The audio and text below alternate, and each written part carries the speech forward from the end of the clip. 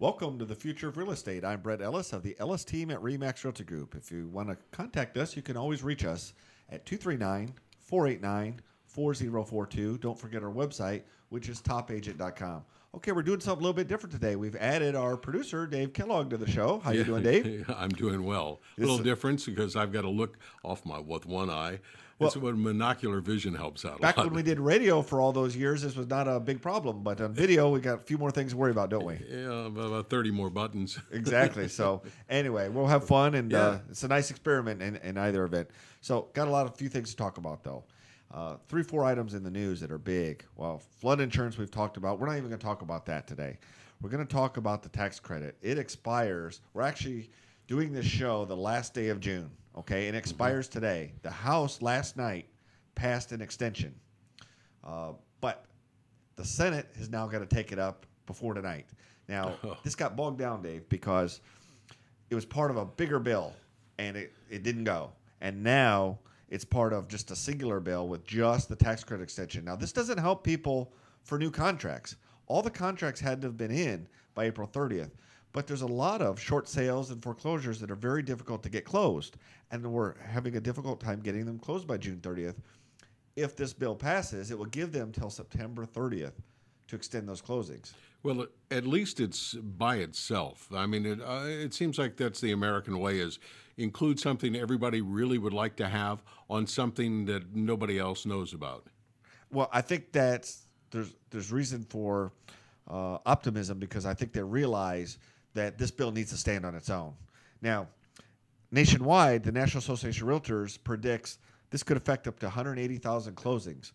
I've got the Florida numbers. It's 14,830 people or closings that are affected by this. So it's big. Texas is over 15,000. We've got a state-by-state breakdown. Like Illinois is 7,030. Michigan, 6,470. These are closings that probably won't happen, because when the people lose their tax credit, they'll back out of their deals. And as we know, real estate is a big part of the economy. The economy is not doing so well last time I checked. And doesn't that show you how well that credit really worked? I mean, it's a negative way to show that it worked, but look at how many people have already closed, plus these are the ones that are sitting on the fence. Remember when we said stimulus was work? It's obvious it hasn't worked. Matter of fact, Congress is talking about doing another stimulus. That's an admission that the first stimulus didn't work.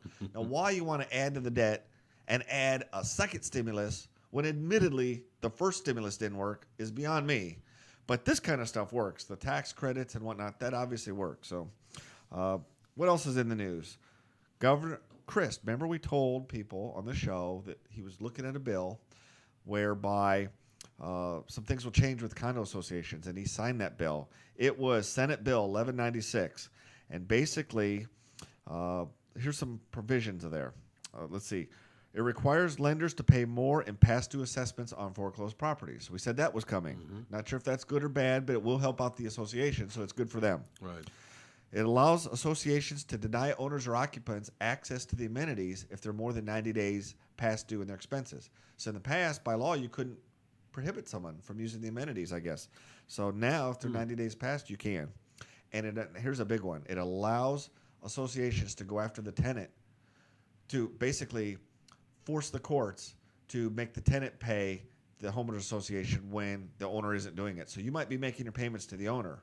Now, it's a little bit ambiguous. The way I read it is they can actually go after the tenant.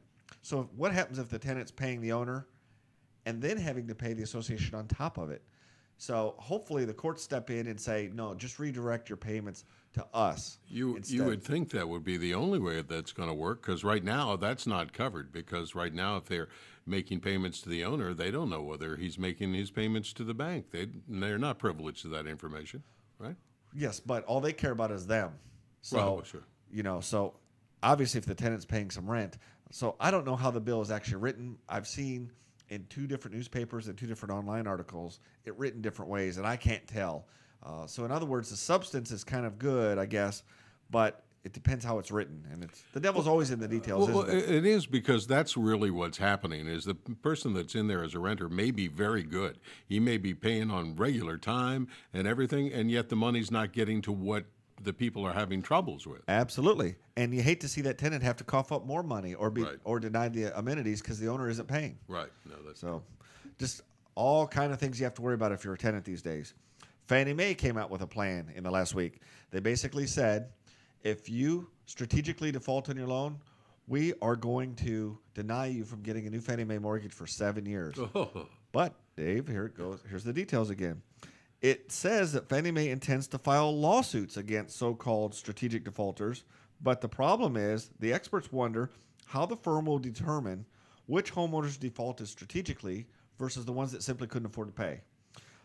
So it also differs with the White House on what they said they're going to do. And remember, the White House is kind of given, Fannie Mae kind of falls under the government, even though it's a private organization.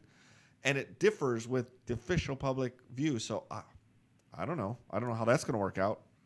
Another thing that doesn't quite make sense. I don't see how you're going to, they'd have to have the guidelines for, and I don't know how they could possibly write that. But they are trying to force sellers to pursue short sales or deed in lieu of foreclosure instead of just walking away.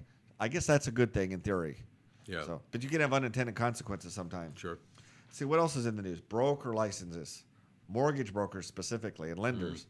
And I can't tell if this is just mortgage brokers or people who work at banks. It's written several different ways. But basically, if you're a mortgage broker, you're going to have to get your mortgage broker's license every year starting October 1st.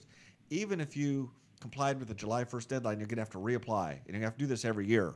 So they're going to check criminal background checks, but they're going to take it a step further. They're going to look at your credit. If you've had a short sale or bank foreclosure, that is reason for them to suspend or eliminate your license. Whoa. So they're really going after the mortgage brokers hard. I'm not sure that's 100% fair because you could have, let's say you're a mortgage broker and your wife gets cancer. Or, I don't know, maybe you're dual income household and your spouse loses their job. I mean, you could conceivably get into financial hard times through no fault of your own. And once again, they're going to have set some guidelines for what constitutes not being able to, to run short. I mean, there are extenuating circumstances. Well, they said they're going to take it on a case by case basis, but here's the thing, Dave. Over 46,000 backlog. I was going to say, who's going to do that? Who's going to look at the cases? Who's got time? I don't know. Okay. And lastly, foreclosures. RealtyTrack out of Irvine, California says that in Lee County, the average foreclosure went for $94,656, which is 32% less than a traditional sale. Now, our friend Jeff Tamburello was quoted in the article in the news press saying, well, they ought to be 32% less because a lot of times there's deferred maintenance or flat-out vandalism that's happened to the property, and you have to do a lot to bring that property back up to speed. That's the reason it's priced lower. Yep. So you're not always getting a bargain when you buy a foreclosed property, are you? And he's the guy that should know the numbers. I've never seen him, but he studies the numbers, and but we handle a lot of these foreclosure sales, and we'll go in and the plumbing's gone, the AC's gone, and sometimes the bank will say yes, fix this up. No, on this one, the investor doesn't want to. So you just really got to look into it and make sure it makes sense before you buy anything, and that's true if it's a foreclosure, short sale, or traditional sale. So I think that's about all the news this week. Yeah, except for I was going to turn the camera around so people could see exactly what it looks like and why it's so green in Florida. Oh, the other big news, no oil in Southwest Florida, and I don't think we're getting it. No. Go to our blog. Just go to blog.topagent.com. I wrote an article. It's a good one on why we'll probably never see oil here in Southwest Florida. I hope we're right. And while we're recording the show, Willard Scott is down here doing commercials for Florida for that same reason. Absolutely cool. No oil in Southwest Florida. Don't think it's coming. There's a place right down the street here. So you've been watching The Future of Real Estate presented by the Ellis team at RE/MAX. And stay tuned next week. We'll have a lot more news, and we'll be back.